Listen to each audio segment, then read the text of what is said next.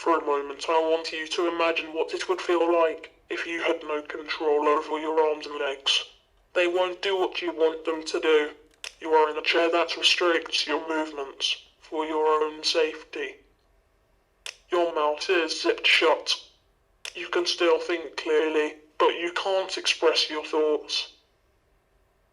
You want to scream in frustration, but you can't. Welcome to my world.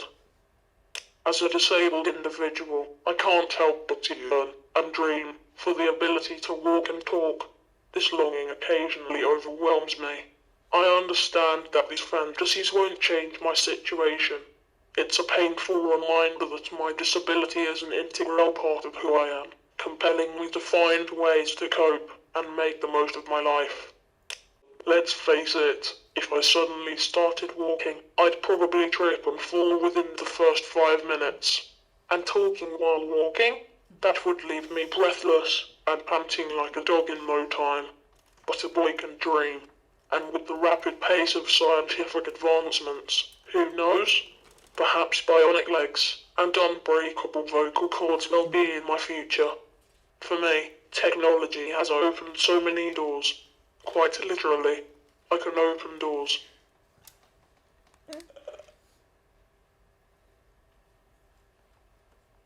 My disability is a part of who I am, but it doesn't define me. It is society which defines me by my disability. Society doesn't see this hot 20-year-old. They just see the chair. It makes me want to scream in frustration. Technology is power. My eyes, thanks to the technology, have superpowers. I can move independently driving my chair, control my music, the lighting in my room, the curtains, my computer, and flirt. Well, doesn't everyone? I am 20 years old after all. Thanks to technology, I am here, talking to you, so that you don't think I'm just another disabled person who may or may not have anything to say. Many of our students in National Star College use eye gaze technology to access their AAC devices. This was first developed in the 1950s and 60s when a Russian psychologist identified there was a connection between the movement and their interest in the task. From then, eye gaze technology has become more accurate, being able to track eye movements in real time. The more recent access method includes smile mouse technology, which enables mouse control through head movement and facial gestures. We hope that in the future, computer-brain interfacing through artificial intelligence will enable students who find accessing high-tech communications devices more challenging the opportunity to communicate by just thinking about what they want to say. Unfortunately, much of the technology funding isn't necessarily put into people with disabilities. And as technology has developed, this has also enabled games to become more accessible through switches, adaptive controls, and eye gaze technology. I'm now going to pass you back to the true expert in this field, Jaspar. For me, technology is game-changing. See what I did there? My journey with technology started when I was 6 years old. I was one of the first children in the country to use a Tobii communication device, which I control with my eyes. It's called an eye gaze. My journey with technology started in 2018. My dad secured a grant from a charity called Special Effect. This enabled me to have a PlayStation 4 with switches. This technology opened the door to BeamNG, a realistic car simulation game renowned for its exceptional soft body physics.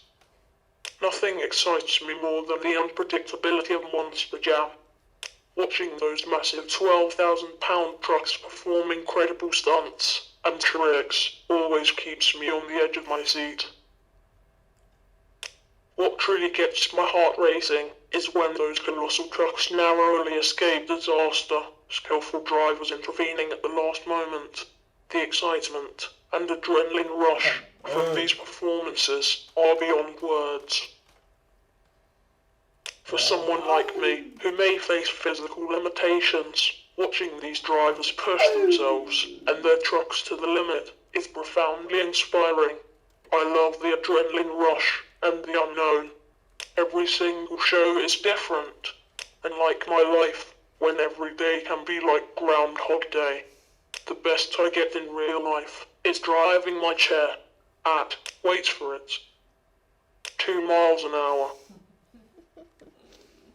While I may not be able to do what they do, witnessing their feat gives me the courage to push my own limits and never abandon my dreams. I can recreate my own version of Monster Jam through BeamNG. I use a PC with a Tobii Eye Tracker 5 to play BeamNG. This setup allows me to control the game by gazing at specific points on the screen and offers a much needed escape from the harsh reality of my situation. Of course, I'm guessing most of you have had experience with the smart speakers by now. Alexa, Siri, Google. How many of you have had arguments with the speakers when it hasn't understood you correctly, or even listened to you in the first place? Well, imagine the challenges some of our students have had to face with the computerised voices. Smart speakers don't always respond to more synthesised voices of high-tech AAC devices. However, as the technology with access methods have developed over the years, so have the quality of their voice synthesization, making them more intelligible to the smart speakers. In addition, some clever programming and changing pronunciation of words can increase the intelligibility of words the devices are saying, making it easier for the smart speakers to recognise.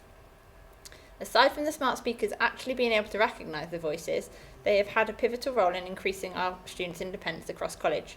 Through the power of the internet and the support of our assistive technology team, equipment can be made smart. For example, lights, TV, fan, kettle, etc. Clever programming within a smart speaker setting to enable a specific command to switching on multiple devices and environmental settings with one phrase. For example, relax mode can include turning off the main lights, ceiling lights on, bubble tube and relaxation music on. At college, Maisie, who you just met, set up the Ingram Discovery Rooms, which was funded by the Ingram family. This has given students the opportunity to try the equipment in an independent flat and explore how the technology can enable them to be more independent. Devices such as the Amazon Alexa, which are powered by AI, have such a huge impact on people with disabilities. It is more than just a smart speaker. It allows individuals to interact with their environment in ways that they were once unimaginable. Jasper, you've had a go, haven't you? What sort of things did you try? When I got the call from the BBC, I couldn't be more excited to take part in the interview. I was partnered with Maisie Morgan. I demonstrated the impact of accessible technology. I used Alexa to access a relaxed setting and control the robot vacuum cleaner.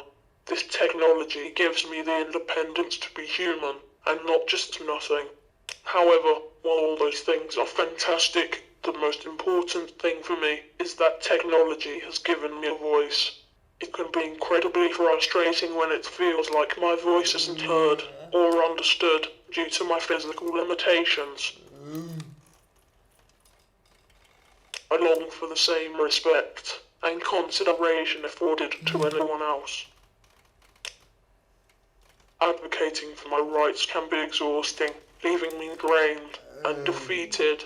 I simply want someone to genuinely listen to my perspective without judgment or prejudice. Being constantly overlooked or underestimated because of my disability is isolating and can make me feel like I don't truly belong in society. However, I know I have value and worth regardless of others' perceptions. Technology has enabled me to show you the man that I am and what I am capable of.